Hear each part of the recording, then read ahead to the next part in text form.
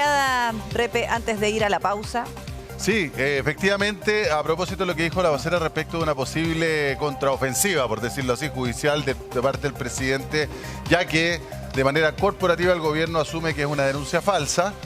¿Sería bueno o sería una buena señal que el presidente, por ejemplo, se querellara por injurias y calumnias en este caso?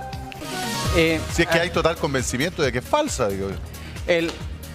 La performance, el desarrollo de la vocería y los tiempos aquí importan mucho. Cuando alguien estima con ese nivel de afirmación categórica, sí, que yo le creo al presidente, no solamente yo le creo, todo el comité político le cree. El gobierno.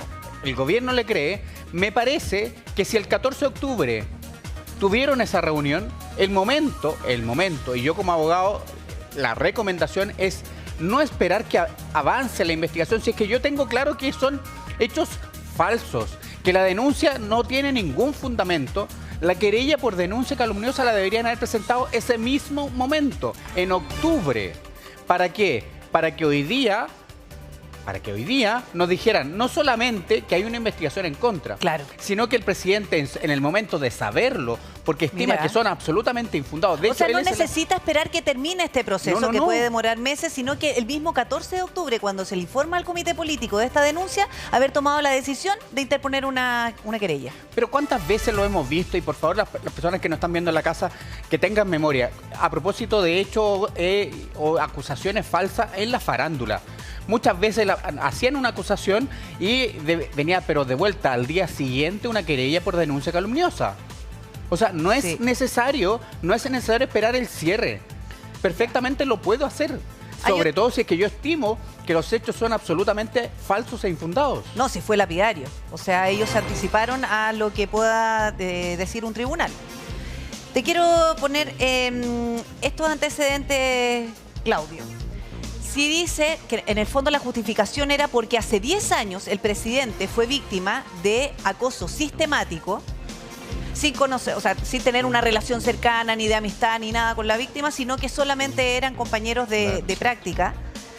Hoy día estamos viendo una denuncia no solamente por acoso sexual, estamos viendo una denuncia por difusión de imágenes. Entonces, independientemente de que sea real, por ejemplo, en el supuesto de que sea real que el presidente sí fue víctima de acoso sistemático, no lo exculparía si es que él difundió las fotografías que recibió de la denunciante. Es otro delito. Es otro delito y ese delito no se aplica a la prescripción dependiendo cuándo se hayan difundido, exhibido, enviado esas fotos.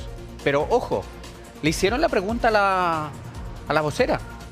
Le preguntaron expresamente, ¿el presidente envió esas fotos?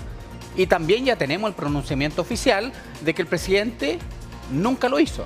Es decir, no es necesario la investigación tampoco porque el presidente nunca envió la imagen recibida a terceros. Eso es lo que nos dijo hoy día la vocera. Claro, es que la respuesta podría haber sido no, lo que nosotros tenemos el convencimiento que no, pero que se investigue. Estaremos dispuestos a mostrar todo. El presidente, no dijo nada el presidente es el que declara su inocencia. Claro, porque una cosa así. No puedes involucrarlos a todos porque son gobierno. Pero mira, hay dos interrogantes que no han sido resueltas. Por más que hubo una explicación, pero a mí no me convence. Por lo menos, a mí, personal. ¿Por qué ayer se comunica esta noticia? Es que no respondió eso. Se dio vuelta sobre la misma dijo por fecha. recomendación de los abogados a propósito de que no se habían comunicado con la fiscalía en un mes, que no habían podido. Si el gobierno no se podía comunicar con un fiscal regional durante un mes, quiere decir que estamos fritos, nadie lo puede hacer. Pero no importa. ¿Cómo se llama? La recomendación de la defensa. Pero, ¿por qué? Creo que esa pregunta todavía no está resuelta. Y segundo, lo del 9 de septiembre, las pesquisas sobre denuncias que llegan, que tú estuviste reporteando, Claudio, sobre la factibilidad de hacer ese tipo de diligencias para cualquier ser humano. La verdad es que es muy interesante escuchar lo que nos tiene que decir al respecto. Vamos a hacer un corte y ya volvemos.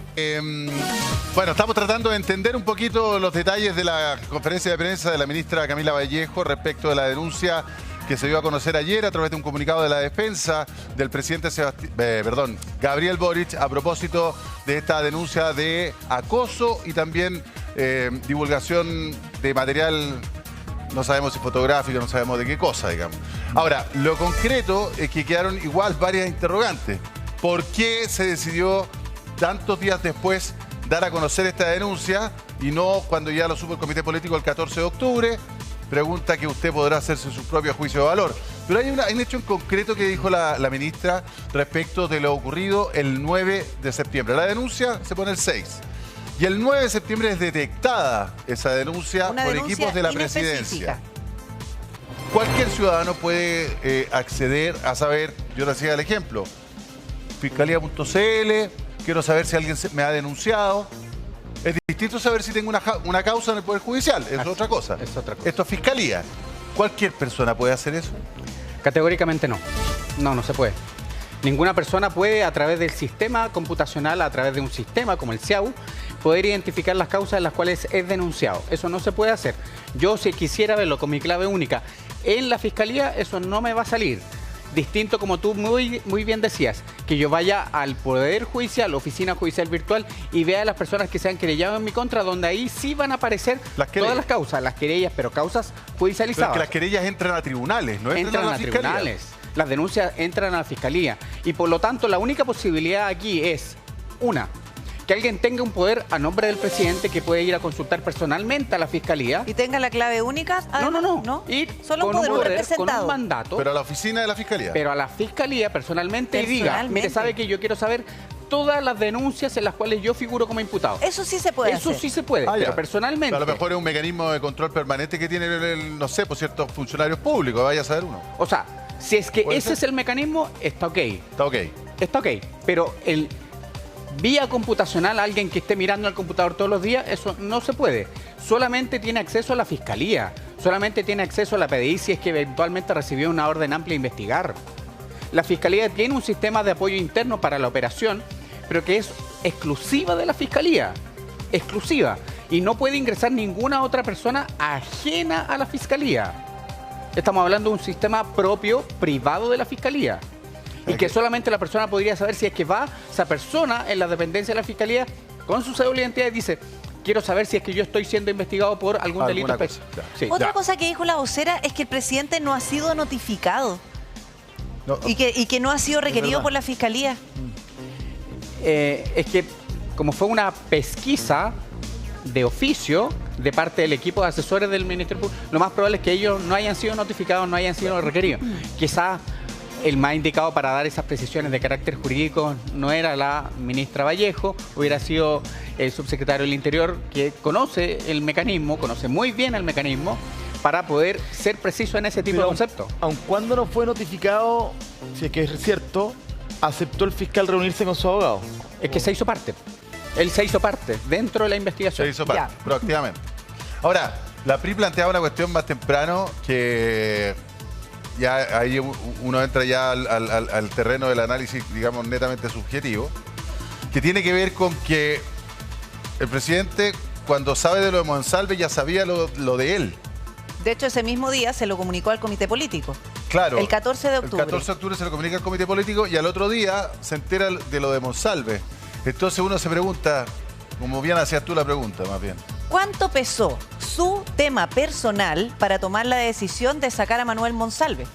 O de retrasar la salida o empatizar de que, oye, a lo mejor no está pasando lo mismo. Es más, cuando vemos al presidente en el punto de prensa extenso el día viernes, él hacía hincapié en que no por cualquier denuncia a una autoridad tiene que salir. Entonces él ya en conocimiento de lo que estaba viviendo. Una denuncia no te hace responsable. Claro, entonces cuando se le pregunta a la ministra Vallejo, entrega una información bastante general, pero nosotros nos estamos metiendo prácticamente en la cabeza del presidente. Ahora, porque se le pregunta cuánto habrá pesado esto, si es que él ya tenía conocimiento de su denuncia y además llega la denuncia de Manuel Monsalve para tomar las decisiones tardías que tomaron después. Pero ella dice, no, fueron casos muy distintos que se abordaron de manera distinta. Sí, eso dijo. Pero el viernes entonces en la conferencia uno se pregunta legítimamente, ¿estaba hablando de Monsalve o estaba hablando de él? La cuestión aquí, él dice, la denuncia no significa culpabilidad. Lo dice el presidente, ¿no es cierto? Sí. Otra pregunta que le hacen a la ministra hoy día en el punto de prensa. El señor Monsalve sabía de esta denuncia en contra del presidente y ella lo descarta categóricamente. Lo descarta porque además dice que no. El subsecretario del Interior no es parte del comité político. Pero hasta el día 18 de octubre nosotros entendíamos que el señor Monsalve era la persona que tenía el mejor conocimiento del país, respecto a todas las situaciones referidas a la PDI, etcétera. La pregunta entonces, el señor Monsalve, a propósito, por ejemplo, una orden amplia de investigar que recibió la PDI, ¿no fue informado de esto? Pues de una vía informal. Esa conversación que hubo el día martes 15 de octubre entre el presidente y el señor Monsalve, ¿no fue más bien, presidente, usted me comprende perfectamente, una denuncia? Una denuncia no significa culpabilidad. Por lo tanto, deme un tiempo para poder acreditar la presunción de inocencia y mi inocencia. Entonces, claro, es posible, no lo podemos descartar, el terreno de la mera especulación, de la mera hipótesis, pero si estamos hablando, y así lo pensábamos todos, que hasta el 17 de octubre, el señor Monsalve era quien tenía el mejor nivel de información en nuestro país, claro, de todas las cosas que ocurrían aquí. Ahora, pero agreguémosle algo a eso, que si bien es cierto, como estamos especulando, que las dos cosas se mezclaron en la cabeza del presidente, igual Monsalve a él le dice cosas súper delicadas. Le dice, recuerden ustedes, que no se acuerda de nada. Le dice que efectivamente salió a comer o a almorzar, dijo él esa vez, con esta persona. Y que sospechaba que lo pudieran extorsionar. Que lo estaban extorsionando. Por eso revisó las cámaras. Y que se despertó al lado de ella en el hotel. También se lo dice al presidente. O sea, es una serie de detalles. No le dice, esto es falso. Le dice una historia muy contundente de que algo está pasando aquí. Y, o sea, al presidente se le pesó lo de su denuncia, comillas. Le pesó y le pesó potente, digamos. O sea, porque el presidente es un ser humano. Pues. Por eso digo, por supuesto que si te denuncian, por más que tú tengas la convicción de que eres inocente, chuta, igual es tremendo. En lo que estoy metido, claro. Porque no son cargos sencillos. No. Te están acusando que te robaste un cenicero. O sea, es complicado y eso es el lado humano. Vamos a seguir.